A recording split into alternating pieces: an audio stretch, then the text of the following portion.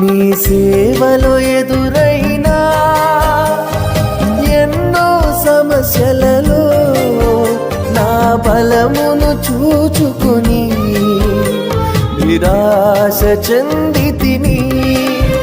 నీ సేవలో ఎదురైనా ఎన్నో సమస్యలలో నా బలమును చూచుకొని నిరాశ చెందితిని.